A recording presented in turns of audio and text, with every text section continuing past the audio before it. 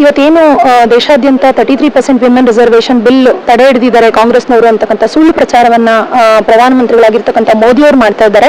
So ಅದರ ವಿರುದ್ಧವಾಗಿ ನಾವಿವತ್ತು ಪ್ರೆಸ್ ಮೀಟ್ ಅನ್ನ ಮೈಸೂರು ಜಿಲ್ಲಾ ನಗರದ ಆಫೀಸ್ ನಲ್ಲಿ ಮಾಡಿದ್ದೀವಿ. ಬಟ್ ನಾನು ಹೇಳ್ತಕ್ಕಂಥದ್ದು ಇಷ್ಟೇ, ಪ್ರತಿ ಸ್ಟೇಜ್ ಅಲ್ಲೂ ಚುನಾವಣೆಗಳನ್ನ ಗೆಲ್ಲಬೇಕು ಅಂತ ಹೇಳಿ ಮಾನ್ಯ ಪ್ರಧಾನಮಂತ್ರಿಗಳು ಮತ್ತು ಬಿಜೆಪಿಯವರು ಯಾವಾಗಲೂ ಕೂಡ ಸುಳ್ಳು ಪ್ರಣಾಳಿಕೆಗಳನ್ನ ಘೋಷಣೆ ಮಾಡಿದ್ದಾರೆ.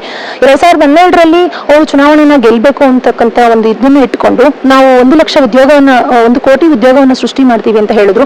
ಕಪ್ಪು ಹಣವನ್ನು ವಾಪಸ್ ತಗೊಂಡ್ ಬರ್ತೀನಿ ಅಂತ ಹೇಳಿದ್ರು. ತದನಂತರದಲ್ಲಿ ಏನೋ ಸ್ಮಾರ್ಟ್ ಸಿಟಿಗಳನ್ನ ಮಾಡ್ತೀವಿ ಅಂತ ಹೇಳಿದ್ರು. ಬಟ್ ಆಮೇಲೆ ಏನೂ ಮಾಡ್ಲಿಲ್ಲ. ಬಟ್ ಅಧಿಕಾರದಲ್ಲಿ ಸತತವಾಗಿ 10 ವರ್ಷದಿಂದ ಅಧಿಕಾರದಲ್ಲಿದ್ದಾರೆ. ಆದ್ರೆ ಎಲ್ಲೂ ಕೂಡ ಅವರು ಏನು 2010ರಲ್ಲಿ ಮಹಿಳಾ ಮೀಸಲಾತಿ ಜಾರಿ ಆಗಿತ್ತಲ್ಲ, ಏನ್ ರಾಜ್ಯಸಭೆಯಲ್ಲೂ ಆಗಿತ್ತು ಮತ್ತು ಲೋಕಸಭೆ ಎರಡಲ್ಲೂ ಆಗಿತ್ತು. ಬಟ್ 10 ವರ್ಷ ಪ್ರಧಾನಮಂತ್ರಿಗಳಾಗಿದ್ದರು. ಮಹಿಳೆಯರ ಮೇಲೆ ಗೌರವ ಇದ್ದಿದ್ರೆ 10 ವರ್ಷದಲ್ಲಿ ಯಾವಾಗ ಬೇಕಾದ್ರೂ ಅವರು ಅದನ್ನ ಬಿಲ್ ಪಾಸ್ ಮಾಡಬಹುದಾಗಿತ್ತು. ಯಾಕೆ ಮಾಡ್ಲಿಲ್ಲ ಅಂತಕ್ಕಂಥದ್ದು ಒಂದು ಪ್ರಶ್ನೆ. 2023ರಲ್ಲಿ ಅಗೇನ್ ಬಿಲ್ ಪಾಸ್ ಆಗಿತ್ತು ಲೋಕಸಭೆಯಲ್ಲಿ. ಅವತ್ತು ಕೂಡ ಅವರು ಪ್ರಣಾಳಿಕೆಯಲ್ಲಿ ಘೋಷಣೆ ಮಾಡಿರ್ತಕ್ಕಂಥದ್ದು ನಾವು 33% ವಿಮೆನ್ ರಿಸರ್ವೇಷನ್ ಬಿಲ್ ಪಾಸ್ ಮಾಡ್ತೀವಿ ಅಂತಕ್ಕಂಥದ್ದನ್ನ ಹೇಳಿನೂ ಚುನಾವಣೆಯನ್ನ ಗೆದ್ದಿರ್ತಕ್ಕಂಥದ್ದು. ಈಗ ಯಾಕೆ ಅದನ್ನ ಏನೋ ಪಾಸ್ ಮಾಡ್ದಂಗೆ ಈಗ ಬಂದ್ಬಿಟ್ಟು ಡಿಲಿಮಿಟೇಷನ್ ನ ಹಂಟಾಕಿ ತಗೊಂಡ್ ಬರ್ತಾ ಇದ್ದಾರೆ. ಸೊ ಡಿಲಿಮಿಟೇಷನ್ ನ ಹಂಟಾಕೋದ್ರ ಬಗ್ಗೆ ಮಾತ್ರ ನಮ್ಮ ವಿರೋಧ ಇರ್ತಕ್ಕಂಥದ್ದು, ಕಾಂಗ್ರೆಸ್ನವ್ರ ವಿರೋಧ ಇರ್ತಕ್ಕಂಥದ್ದು. ಆದ್ರೆ 33% ವಿಮೆನ್ ರಿಸರ್ವೇಷನ್ ಜಾರಿ ಮಾಡೋದ್ರ ಬಗ್ಗೆ ಯಾರಿಗೂ ಕೂಡ ಯಾವುದೇ ಆಕ್ಷೇಪಣೆಗಳು ಇಲ್ಲ. ಇವತ್ತು ಬಂದ್ಬಿಟ್ಟು ದೇಶದ ಜನರ ಮುಂದೆ ತಗೊಂಡ್ ಬಂದ್ಬಿಟ್ಟು ಪ್ರತಿ ಸಲ ಸುಳ್ಳನ್ನ ಹೇಳ್ಕೊಂಡು ಸುಳ್ಳನ್ನೇ ಮನೆ ದೇವರಾಗಿಸ್ಕೊಂಡಿರ್ತಕ್ಕಂಥ ಮೋದಿ ಅವರು ಮತ್ತೆ ಮೊನ್ನೆ ಬಂದ್ಬಿಟ್ಟು ಇವರೆಲ್ಲ ಮಹಿಳಾ ಮೀಸಲಾತಿಯನ್ನ ವಿರೋಧಿಸ್ತಾ ಇದ್ದಾರೆ ಕಾಂಗ್ರೆಸ್ನವರು, ಇದೊಂದು ರೀತಿ ಭ್ರೂಣ ಹತ್ಯೆ ಅಂತೆಲ್ಲ ಹೇಳ್ತಾರೆ. ಈ ದೇಶದ ಹೆಣ್ಣು ಮಕ್ಕಳಿಗೆ ಪ್ರಧಾನಮಂತ್ರಿಗಳು ಯಾವ ಸಂದೇಶವನ್ನ ಕೊಡ್ಲಿಕ್ಕೆ ಹೊರಟಿದ್ದಾರೆ ಅಂತಕ್ಕಂಥದ್ದು ನನ್ನ ಒಂದು ಪ್ರಶ್ನೆ.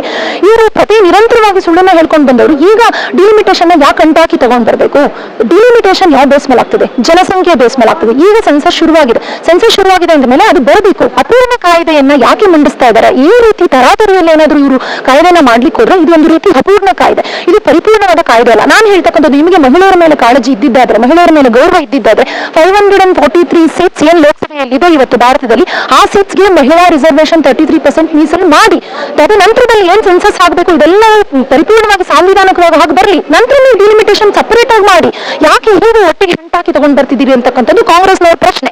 ನಿಮಗೆ ಮಹಿಳೆಯರ ಮೇಲೆ ಗೌರವ ಇದ್ರೆ ದಯವಿಟ್ಟು ಈ ಕೂಡಲೇ 33% ವಿಮೆನ್ ರಿಸರ್ವೇಷನ್ ಅನ್ನ 543 ಸೀಟ್ಸ್ಗೆ ಜಾರಿ ಮಾಡಿ ಅಂತಕ್ಕಂಥದ್ದನ್ನ ನಾವೆಲ್ಲರೂ ಕಾಂಗ್ರೆಸ್ ಸರ್ಕಾರ ಯಾವಾಗಲೂ ಬದ್ಧವಾಗಿರುತ್ತೆ ಅಂತಕ್ಕಂಥ ಭರವಸೆಯನ್ನು ನಾನು ಕೊಡ್ಲಿಕ್ಕೆ ಇಷ್ಟಪಡ್ತೇನೆ. ತ್ರಿವೇಣಿ, ಮಹಿಳಾ ಕಾಂಗ್ರೆಸ್ ರಾಜ್ಯ ಪ್ರಧಾನ ಕಾರ್ಯದರ್ಶಿ, ಹುಣಸೂರು.